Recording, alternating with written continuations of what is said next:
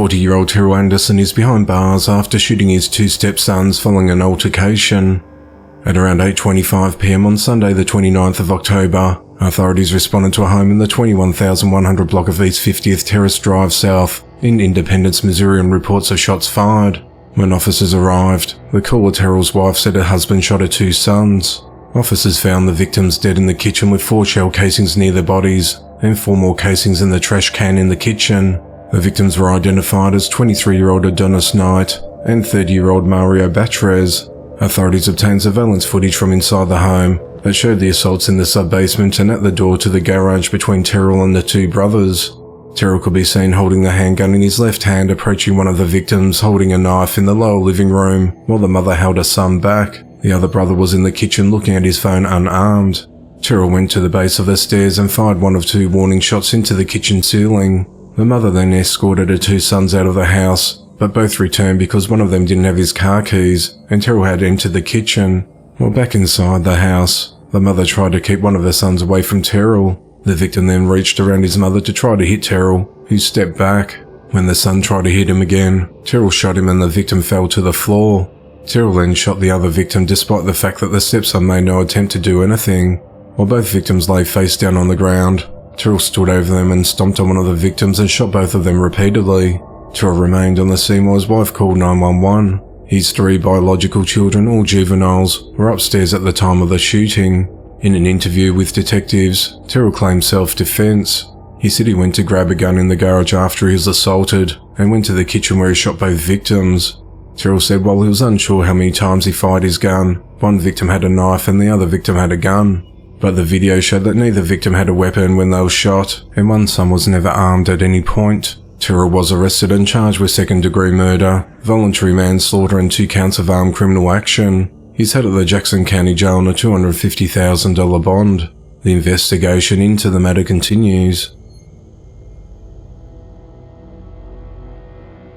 A 36-year-old woman has been arrested after she was driving drunk and crashed her car with the children inside. At around 5:50 p.m. on Friday the 3rd of November, authorities responded to Huntington Expressway near Union Avenue in Providence, Rhode Island, on reports of a multiple vehicle collision. Police said a silver Honda was traveling along Huntington Expressway when it struck a Ford Explorer, causing the Explorer to hit a blue Nissan. Police said that Stefan Garcia was drunk behind the wheel of a silver Honda when she caused the 3-car pile-up. Her 2 children, aged 9 and 6 years old, were in the car at the time. Both children were taken to the Hasbro Children's Hospital with minor injuries. No other injuries were reported. Stefan failed several field sobriety tests and she was arrested. She's charged with driving under the influence, 2 counts of driving under the influence with a passenger under 13 years of age, reckless driving and refusal to submit to a chemical test. Police said the incident meant Stefan violated her probation for cruelty to or neglect of a child, and she was subsequently remanded to the adult correctional institutions. The children were taken into the custody of the Department of Children, Youth and Families. The investigation into the matter continues. 22-year-old Clayton Snyder has been arrested after a 10-year-old boy spotted the man recording him while he went to the toilet. On the 7th of October, the boy was eating dinner with his family at the Grand Floridian Resort and Spa at Walt Disney World in Lake Buena Vista, Florida, when he excused himself to go to the restroom. When he returned to the table, the boy whispered into his father's ear that a strange man had photographed him over the top of the bathroom stall. The boy and his father returned to the bathroom, where the boy recognized Clayton's black Skechers sneakers and pointed the man out to his father. Clayton was not using the restroom, but was just standing there. He repeatedly denied taking photos of the boy when the father confronted him. The father followed Clayton as he left the restroom, calling to resort staff to stop him. Another member of the boy's family approached the group, asking Clayton to hand over his phone, which had a nylon stitch case, while recording the interaction on her own device. After fiddling with his phone for a few minutes, presumably deleting potentially incriminating evidence, he then handed the device to the woman. When police arrived, the family told them that Clayton was still in a restaurant with his own family. Clayton told police that he knew the family suspected him of photographing their son, but denied that he had done so.